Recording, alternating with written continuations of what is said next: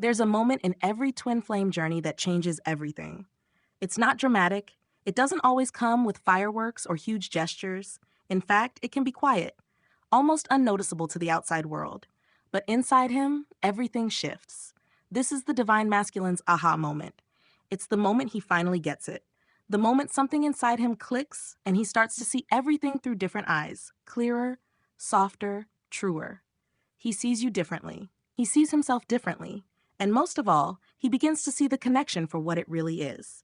Not a trap, not a fantasy, not just chemistry or infatuation, but truth, soul deep, ancient, unshakable. This moment doesn't always come early. In fact, it usually doesn't. It tends to arrive after chaos, confusion, resistance, and a whole lot of inner wrestling. But when it comes, everything changes. This narration is about that moment, the one where the divine masculine finally wakes up, not just to the love, but to his role in it, his responsibility to it, his purpose because of it. We're going to walk through this transformation step by step, because there's more to it than people realize. This isn't about him choosing you and riding off into the sunset. This is about soul alignment, about awakening, about inner remembrance. So let's begin at the moment it all starts to shift. Number one, he stops running, not out of exhaustion, but because he finally understands what he's running from. There's a point where the running loses its power, not because the divine masculine is tired, not because he gives up, but because he finally starts asking the right questions. Why am I running? What am I afraid of? What if this connection isn't here to destroy me, but to free me? Before this point, he may have mistaken intensity for danger. He may have felt overwhelmed, cornered, exposed. When he looked at the divine feminine, he saw everything he wasn't ready to face in himself: vulnerability, softness, truth. But then something happens. He hits a wall, not externally, but inside. Something cracks open. He begins to see the difference between fear and intuition, and he realizes he's not actually afraid of her. He's afraid of being seen. And once he sees that clearly, the spell breaks. He doesn't need to run anymore because the enemy wasn't her. It was his own shadow. The parts of him he buried, the self he thought he had to hide to be accepted, loved, respected. And here she is, loving him anyway, loving through the mask. And that's when it lands. She's not asking him to be perfect. She's just asking him to be real. This is a powerful turning point. He may not act right away. He may still be quiet, still processing. But inside, a seed is planted. The urge to flee is replaced with a quiet curiosity. What if I stayed? What if I faced it? What if this is safe after all? Number two, he begins to feel the connection as something sacred, not just intense. At first, the divine masculine often experiences the connection as a wave, something big, something consuming. It can feel more like a storm than a blessing. It stirs things up. But after that first shift, after he stops running, something softer emerges. He starts to feel the connection differently. It's not just chemistry or desire anymore. It's presence. The pull is still there, but it no longer feels like a trap. It feels like truth, like something ancient, something familiar. He starts noticing signs again, but now they don't confuse him, they guide him. Conversations with her play in his mind, not to torment him, but to wake him. Moments they shared come back in flashes, not just the passion, but the depth. The way time seemed to pause when they were together, the way her energy stayed with him long after she was gone. He realizes this is more than a connection. It's a mirror, a map, a doorway. And instead of resisting it, he starts leaning in. He sits with the silence instead of filling it. He reflects instead of reacting. He stops trying to analyze every emotion and begins to feel them instead. He might not have words for all this yet, but in his body, in his soul, he knows something has shifted. This is sacred. This is meant. And that realization is deeply humbling. For the first time, he realizes he's been given something rare, something divine. Not because it flatters his ego, but because it cracks his heart open. Number three, he begins taking responsibility for his energy. Instead of blaming her for his triggers before the aha moment, the divine masculine often projects. He feels triggered and thinks she's the problem. He avoids accountability by blaming the feminine's intensity, her emotions, her expectations. But once the shift happens, he starts seeing clearly. He realizes that those triggers aren't hers, they're his. Old wounds, buried stories, childhood patterns. And she's not creating them, she's revealing them. This changes everything. Suddenly, he sees her honesty as a gift, her emotional depth as strength, her presence as medicine, not pressure. He might feel shame at first, a deep wave of regret, not just for how he treated her, but for how long he abandoned himself. But instead of spiraling in guilt, he starts doing something powerful. He owns his healing. He no longer waits for her to fix things. He stops expecting her to make it easy.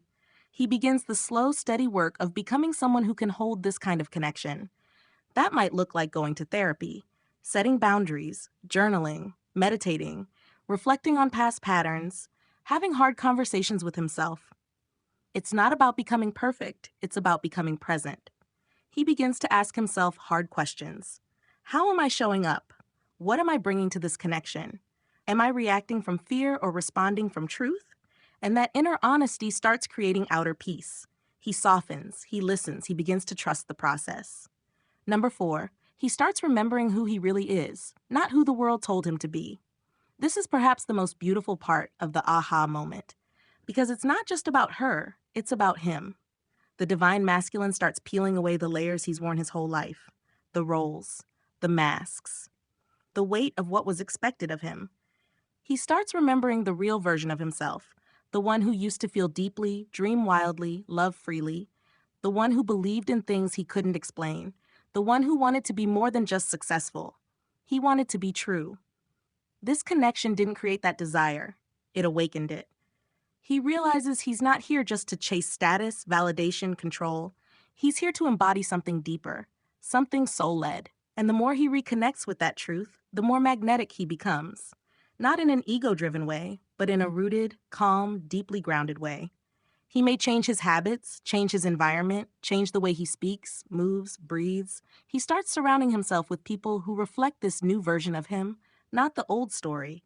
He begins choosing peace over pride, depth over distraction. It's not about becoming someone else. It's about returning to who he already was. And in that remembering, he becomes strong enough to meet the connection with clarity, not confusion. He becomes a man who can stand in front of the divine feminine and say, I know who I am now, and I see who you are too.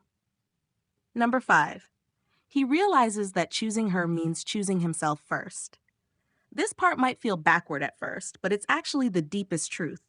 The divine masculine can't truly choose the divine feminine until he chooses himself. And not the ego self, not the performance, not the version that's been trying to survive, but the soul self. He realizes that being in union with her isn't about saving her, fixing her, proving anything, or even fulfilling a fantasy. It's about alignment, and alignment starts within. So he starts doing the work, not to win her, but to meet her. That means learning to regulate his emotions, learning to hold space without needing control, learning to stay when it gets uncomfortable, learning to love without losing himself. He might still feel the desire to rush in, to fix everything at once. But now he knows better. He knows that rushing isn't love, it's fear. That silence doesn't always mean distance, it can mean growth. That connection isn't built on words alone, it's built on presence. So he slows down. He gets honest. He starts living from a place of intention, not impulse. And from that place, he starts to see how everything in his life has led to this, to her, to the reflection, to the remembering. And in choosing himself, his truth, his healing, his purpose, he becomes someone capable of truly choosing her too.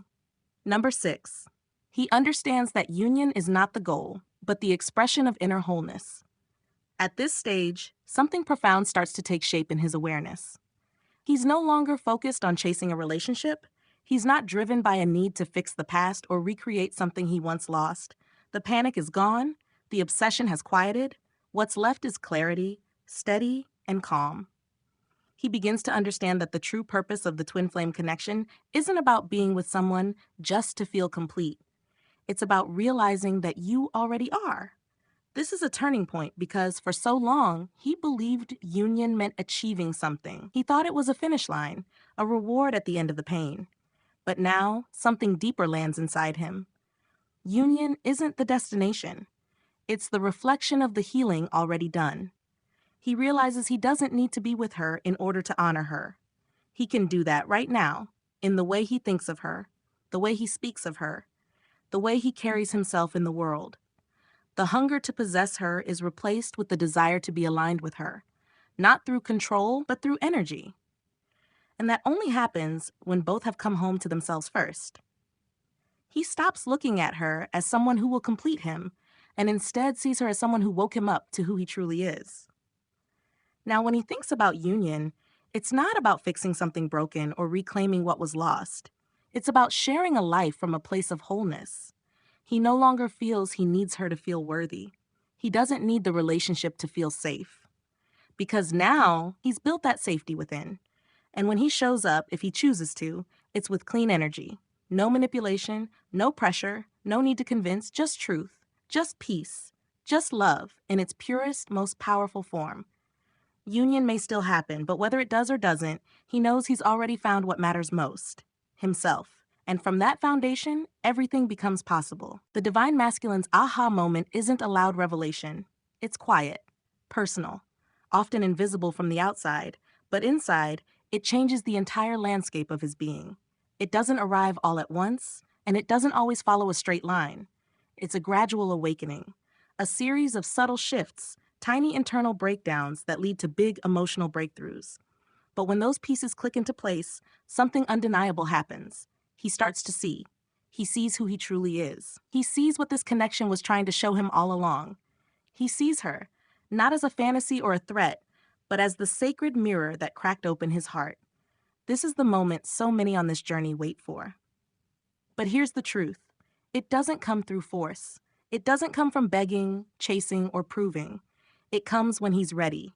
It comes when the noise dies down and his soul speaks louder than his fear. It comes when the walls fall and the heart rises. And when it does, it doesn't just shift the masculine. It sends ripples through the whole journey. It brings new hope, new energy, a sense of purpose, clarity, and softness that changes the air between them, even if they're not physically together. So if you've been on this path, waiting, holding space, wondering if he'll ever understand, know this, he will. Not because you pushed, not because you waited, but because this connection is alive. It's working, even when you can't see it. His soul knows, his heart is remembering, and when the aha moment lands, it's not just a win for him, it's a win for love itself. Because now he sees, he understands, he becomes. And that right there changes everything.